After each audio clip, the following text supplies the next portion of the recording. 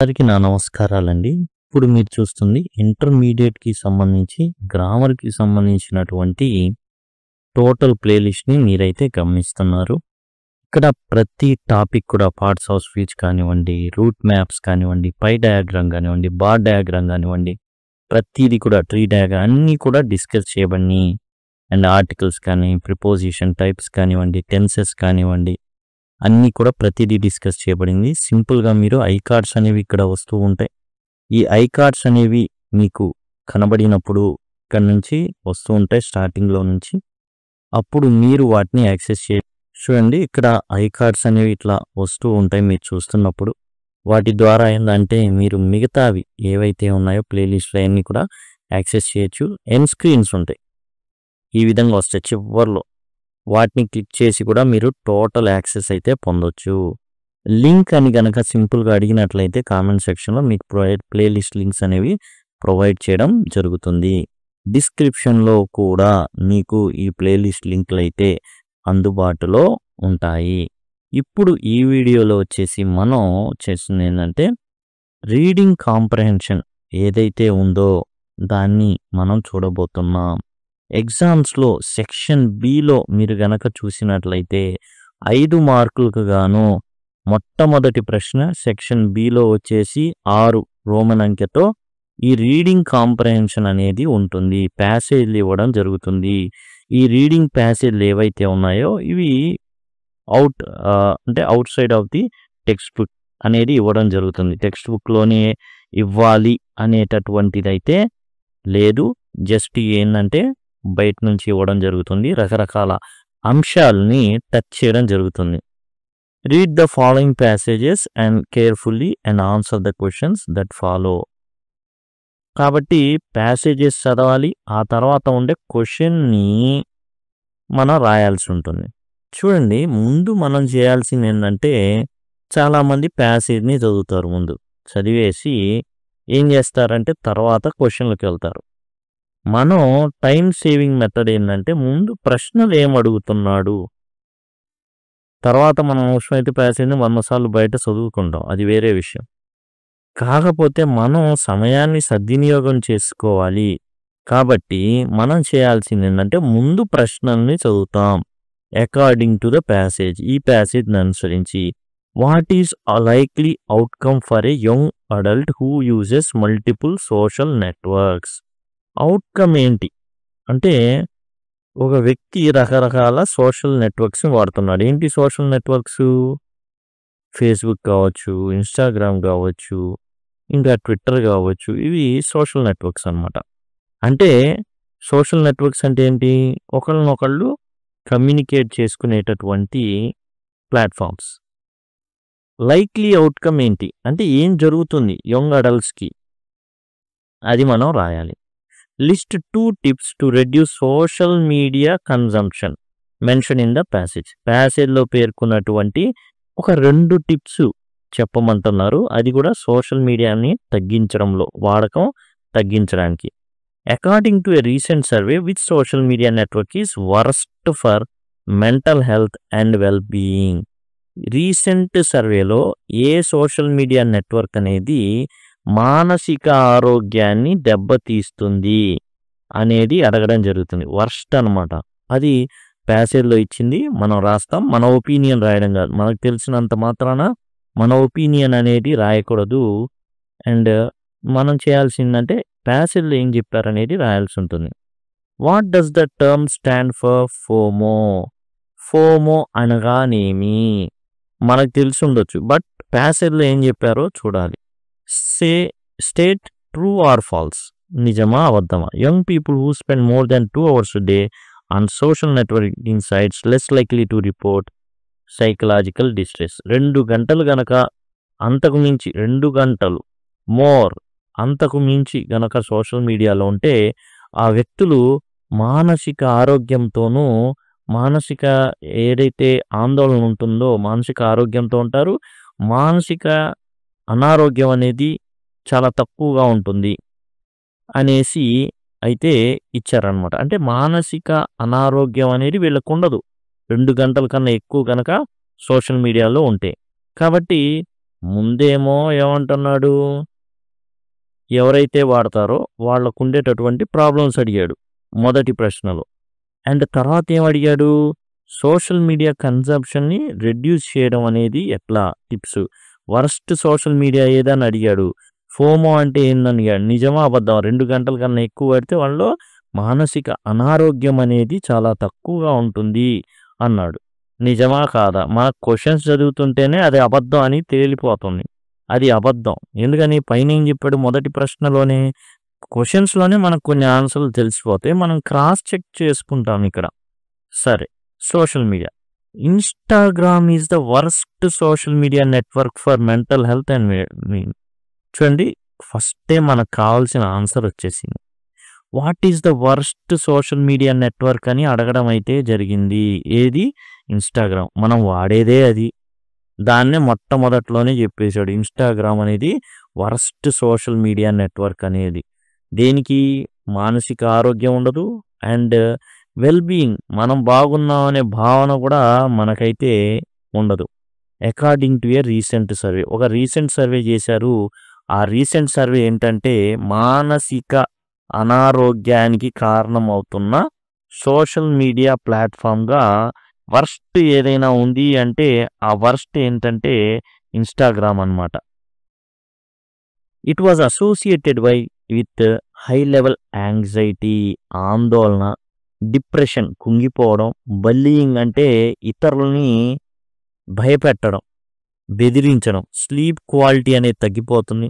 ఆ రీల్స్ చూస్తా చూస్తా చూస్తా చూస్తా అనే ఎన్ని గంటలు గడిచినాయో తెలీదు, ఎన్ని రోజులు పోయినాయో తెలీదు, మనకు తెలియదు. బాడీ ఇమేజ్, కొంతమంది ఏం చేస్తారు, చక్కగా ఏం చేస్తారంటే వాళ్ళ ఫోటోలు వీడియోలు పోస్ట్ చేస్తూ ఉంటారు. వాళ్ళు ఒక డ్యాన్స్ వేసి లేకపోతే అందంగా తయారై, ముఖ్యంగా అమ్మాయిలు ఎక్కువగా పోస్ట్ చేస్తూ ఉంటారు. ఇక FOMO, fear of missing out. చక్కగా ఒక అమ్మాయి రెడీ అయ్యి ఫోటో పెట్టిందనుకోండి, ఒక ఎర్రటి ఏదో శారీనో లేకపోతే చుడిదారో ఏదో ఒకటి పెట్టిందా, ఇంకో అమ్మాయి చూసి నేను ఇది వేసుకోవాలి, లేకపోతే అయ్యో ఏందో అసలు వీళ్ళు చాలా గొప్పగా అయిపోతున్నారు, నేనేందో వెనకబడిపోయి ఉన్నాను, ఇంకా నేను అనాగరిక జీవితంలోనే ఉంటున్నానా ఏంది, ప్రాచీన పూర్వయుగంలో నేను కూడా ఆ అమ్మాయిలాగే ఒక డ్రెస్ అనేది నేను ఏం చేయాలంటే ఈ విధంగానే నేను కూడా కట్టుకొని చక్కగా నేను కూడా పలానా చోటుకు వెళ్తున్నానని పెట్టాలి, ఓ హోటల్కి వెళ్తున్నానని పెట్టాలి, లేకపోతే ఒక పెళ్ళికి వెళ్తున్నానని పెట్టాలి. ఈ విధంగా ఏంటంటే వాళ్ళని చూసి ఎక్కడో ఒక 100-200 కిలోమీటర్ల దూరంలో ఉంటుంది ఆ అమ్మాయి. ఆ అమ్మాయి చేసేటటువంటి పనులకి ఈ అమ్మాయి కూడా ఇన్స్పైర్ అయిపోయి తను తాను ఏం చేస్తుందంటే ఫోమోతో, ఫియర్ ఆఫ్ మిస్సింగ్ అవుట్ అంటారు ఫోమో అంటే. దాంతో ఏంటంటే నేను కోల్పోకూడదు ఈ జీవితాన్ని, నేను వాళ్ళలాగే ఎంజాయ్ చేయాలి అన్నమే ఫియర్ ఆఫ్ మిస్సింగ్ అవుట్ అన్నమాట. కాబట్టి అది అవ్వకూడదు. అందరూ బిగ్ బాస్ చూసి ఆనందిస్తుంటారు, ఎవడో ఒకడో అసలు చూడ్డు. వాడికి కూడా చెప్తా ఉంటే ఫోమో వచ్చిద్ది, అరే నేనేమైనా మిస్ అవుతున్నానేమో, నేను చూడాలి. There were certainly some benefits associated with social networking, for example self expression, community building and emotional support. ఈ ఏదైతే సోషల్ మీడియా ఉందో దానివల్ల లాభాలు ఏంటంటే భావ ప్రకటన అనేది ఉంటుంది. కమ్యూనిటీ బిల్డింగ్ అంటే ఒక కమ్యూనిటీని బిల్డ్ చేయొచ్చు. సపోజ్ మన సినిమాల్లోనే ఇంజనీర్స్ అంతా కూడా ఒక కమ్యూనిటీగా ఉంటుంది. నిరుద్యోగ ఇంజనీర్స్ ఎవరైతే ఉన్నారో వాళ్ళు, అన్ఎంప్లాయిడ్ విఐపి అనేసి ఒక మూవీ ఉంటుంది.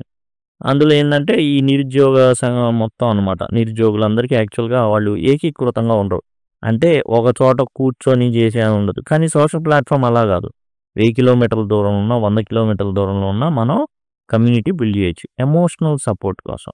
ఇక్కడ ఇతను చేసే పనులు ఎవరికి తెలియదు కాబట్టి నాకు ఇలా జరిగిందని ఒక అమ్మాయి పెడితే చాలు, ఆ అమ్మాయి తప్పేంటి, వెనకాల ఏం జరిగింది ఇవన్నీ అనవసరం, ఆమెకు ఎమోషనల్ సపోర్ట్ వచ్చేస్తారు. అసలు నువ్వు గ్రేట్, పాపం మంచోళ్ళకి ఇలాంటి బాధలన్నీ ఉంటాయి కాబట్టి నువ్వు అసలు చాలా మంచిదాని, ఏం కాదులే వాడే పోతాడులే అని రెండు తిడతారు. ఈమెకి కొంచెం మానసిక ప్రశాంతత వచ్చింది అనమాట. However, young people who spend more than 2 hours a day on social networking sites are more likely to report psychological distress. ఈ రీల్స్ చూస్తూ ఉంటే ఒకలాంటి నీరసం, నిస్సత్వ శరీరానికిను అండ్ యాజ్ వెల్ యాజ్ మానసికంగా కూడా ఏమవుతుందంటే కుంగిపోయినట్టుగా ఏందో తెలీదు కానీ కుంగిపోయినట్టు ఉంటుంది. ఆ ఏందో ఏందంటే ఇతరులు చూసి, వాళ్ళు చేసి ఇయన్నీ చూసి మనం దాంట్లో లేమే. నేను చెయ్యాలా, నేను అలా ఉండాలా. Seeing friends constantly on holiday or enjoying nights out can make young feel like they are missing out while others enjoy life. అరే వాళ్ళు ఎంతలా ఎంజాయ్ చేస్తున్నారా చూడు, అమ్మ ఎంత చక్కగా కట్టుకొని ఊటీకి వెళ్ళింది, నేను వెళ్ళాలి, ఇంట్లో సావగొట్టాలా ఆ విషయం చెప్పి. అబ్బాయిలైతే నేను వెళ్తాను, మా ఫ్రెండ్ వెళ్ళాడు. ఈ విధంగా అదిగో మా ఫ్రెండ్ ఐఫోన్ కొన్నాడు, నాకు కొనిపి. ఏం చేశాడు ఇతను, కొని ఇన్స్టాగ్రామ్లో ఫోటో పెట్టాడు.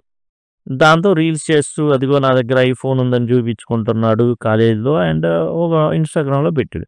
అది చూపించి అసలు చూడు నువ్వేం కొనిపిట్లా, మా ఫ్రెండ్స్ అందరు ఎంజాయ్ చేస్తున్నారు, నేనేంది ఇట్టా, నా బతికిట్టా అయిపోయింది, ఇట్లాంటి కుటుంబంలో పుట్టాను. అనవసరమైన కూడా మనం ఏం చేస్తామంటే ఎమోషనల్ అయిపోయి ఇలాంటివి వచ్చేస్తాయి. అంటే మనిషి యొక్క సంబంధాలు మెయిన్ ఏదైతే సైకలాజికల్ బాండింగ్ ఏదైతే ఉంటుందో, ఎమోషనల్ బాండింగ్ ఏదైతే ఉంటుందో, ఫిజికల్ వస్తువుల కోసం వాటిని బ్రేక్ చేయడానికి కూడా సిద్ధపడిపోతాం.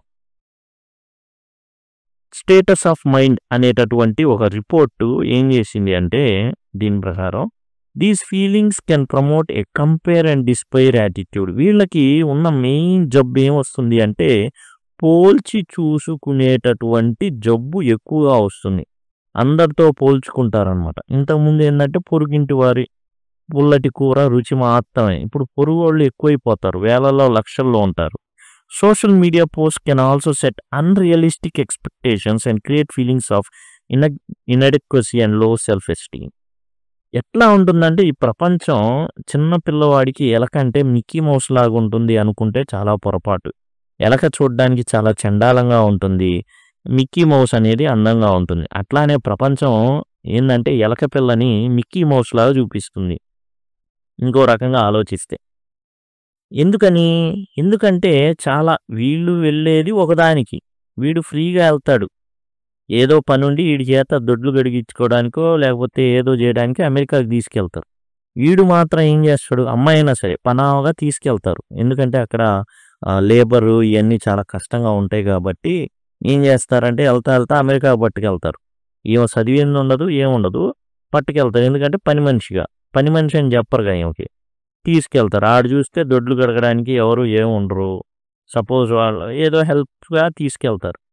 ఇక రోజు ఒక ఫోటో పెట్టిద్ది, అమెరికాలో ఉన్నాను, ఇక్కడ మంచులో తడుస్తున్నాను, ఇట్లా పెడితే ఇక్కడ బాగా చదువుకున్న అమ్మాయి కూడా కాలిపోతూ ఉండేది, రోజు కడుపులో కాలిపోతూ ఉంటుంది అనమాట, కడుపులో మంట ఎక్కువైపోతూ ఉండేది. నేను ఇంత చదువుకున్నాను, నేను ఇంత చేస్తున్నాను, అరే నేను ఎంత సాక్రిఫైస్ చేశాను, నా జీవితం అయింది ఇలా ఉంది, ఆ అమ్మాయి అయింది ఫోటోలు పెడుతుంది అనేసి వీడియోలు చేస్తుంది.